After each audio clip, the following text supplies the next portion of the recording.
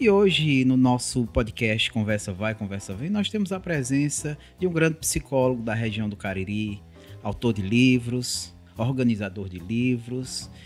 Ele ainda também atua no CAPS Missão Velha. Nós temos aqui hoje a presença do Márcio Moreira.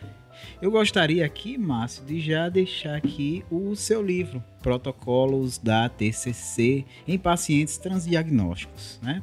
Agora, quem é Márcio Moreira? Márcio, seja muito bem-vindo ao Conversa Vai, Conversa Vem, certo?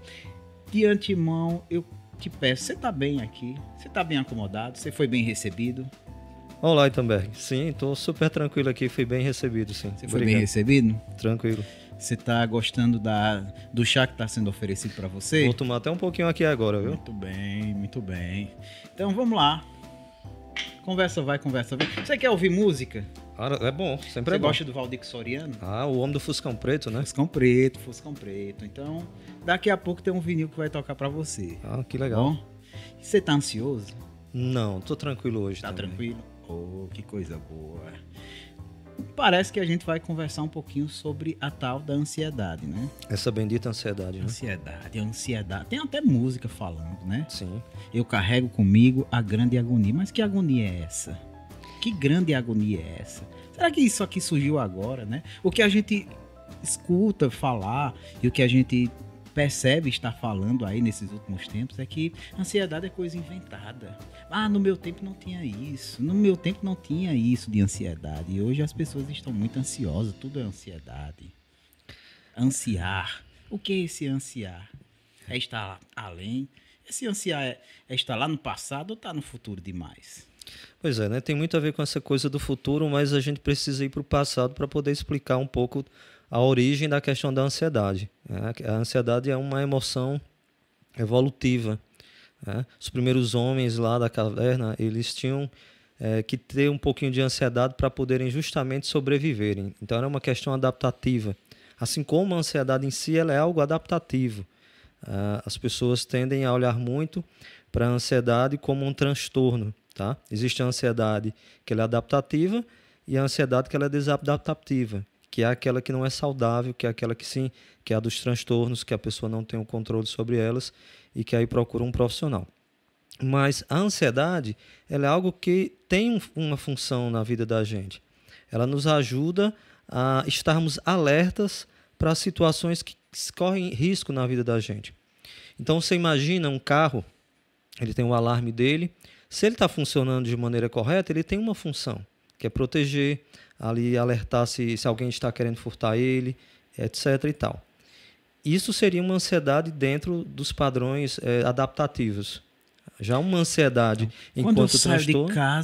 Quando eu saio de casa e fico com aquele medo, será que vai acontecer alguma coisa? Opa, peraí, eu tenho que olhar para se vem um carro, se vem... Essa é uma situação tranquila, adaptativa? Sim, até porque se nós não tivéssemos isso, nós iríamos atravessar uma rua, nós não iríamos colocar um cinto de segurança, porque automaticamente a gente estaria sem esse alarme funcionando, que é a ansiedade de maneira adaptativa.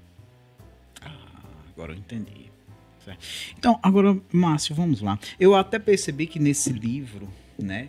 Nesse seu livro, você fala um pouco também sobre essa ansiedade desadaptativa, né?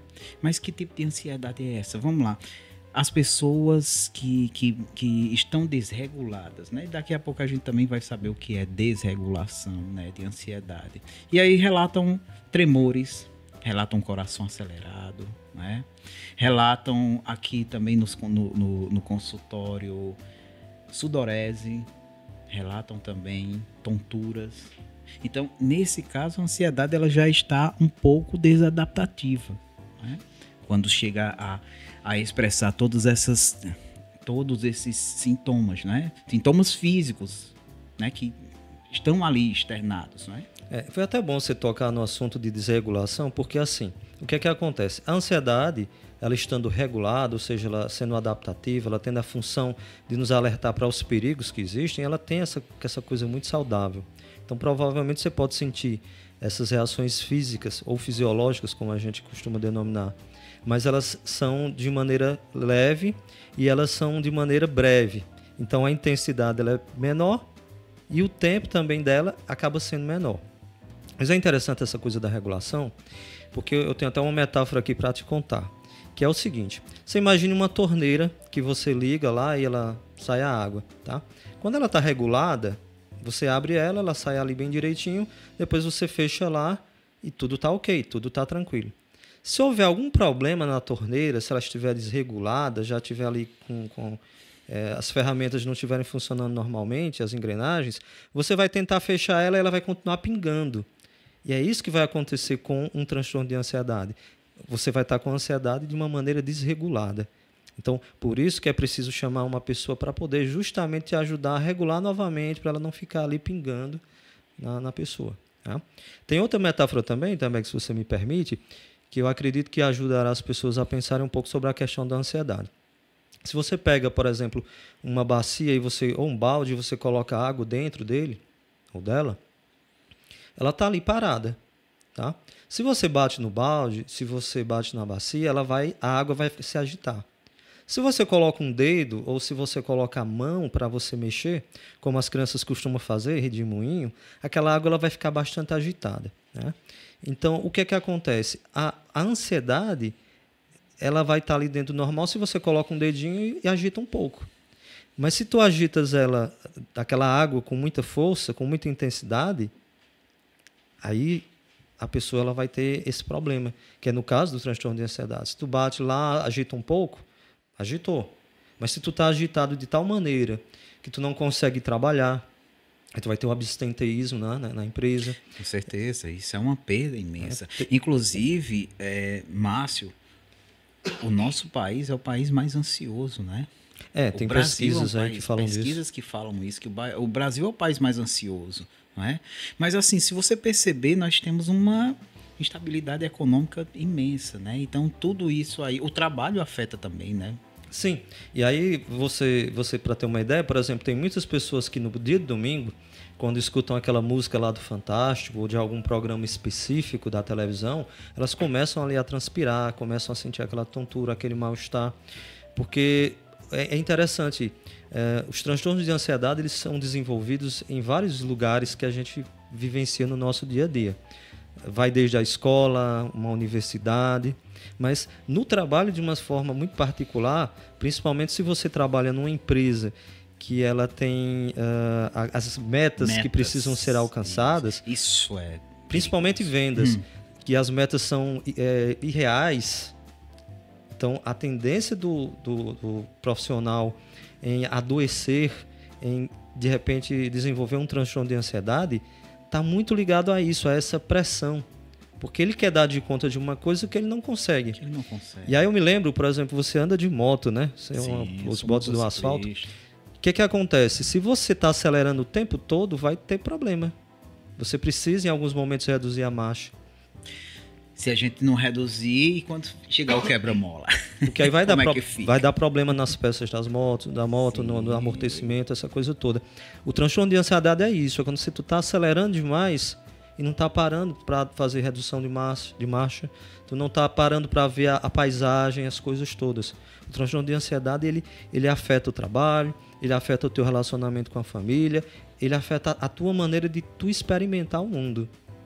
Então, por isso que, assim, uma ansiedade adaptativa, ela é até tranquila, porque tu consegue trabalhar, tu consegue ir para a escola, tu consegue namorar, tu consegue passear, curtir, ter um lazer.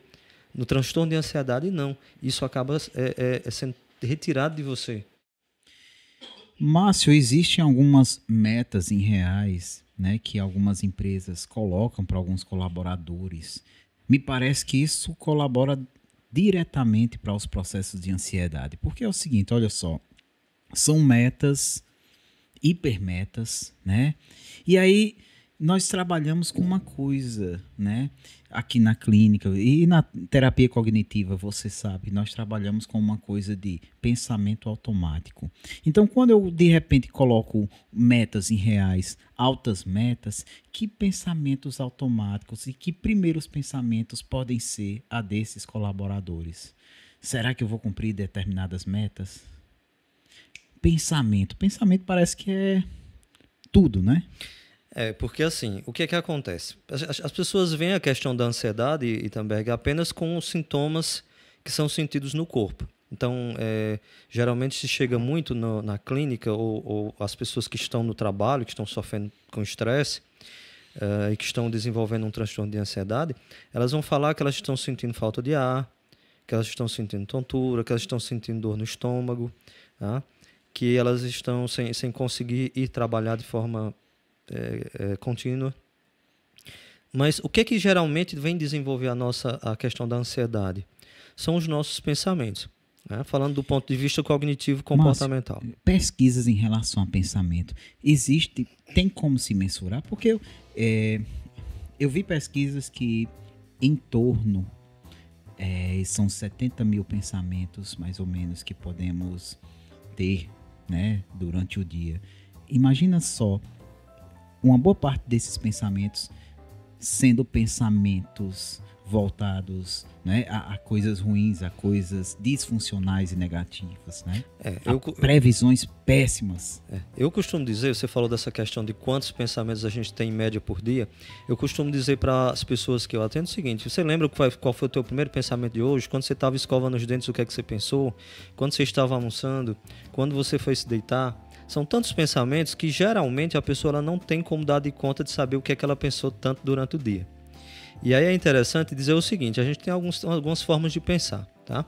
Quando você está concentrado ali no trabalho, nas coisas que você está fazendo, você está num pensamento bem mais racional, um pensamento que você demora mais tempo ali para resolver uma situação.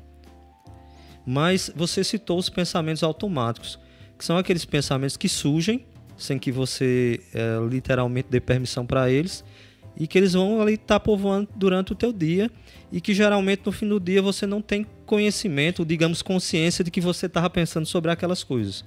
Olha só, então quer dizer que os primeiros pensamentos, que são esses pensamentos automáticos, eles ainda podem estar fazendo efeito no final do dia e eu nem ter de fato consciência disso. Isso, por isso que é importante estar na terapia, porque aí você vai tomar consciência desses pensamentos automáticos, esses pensamentos que surgem e que, no caso, como você citou, para desenvolver a questão da ansiedade, geralmente são pensamentos de quê? De que eu não vou conseguir bater aquela meta, tá? Esses pensamentos eles vão começar a serem distorcidos, porque de determinadas maneiras eles vão rotular a si mesmo como incompetentes, como pessoas que não conseguem dar de conta daquilo, e aquilo começa no trabalho. Eu não vou conseguir dar de conta de bater essa meta. Daqui a pouco você acredita que no teu relacionamento com tua esposa, com tua namorada, você não consegue dar de conta daquilo. Você começa a achar que o que você está fazendo dentro de casa não é o suficiente. Então você começa a rotular, tá, num pensamento automático, de que você não consegue fazer aquilo.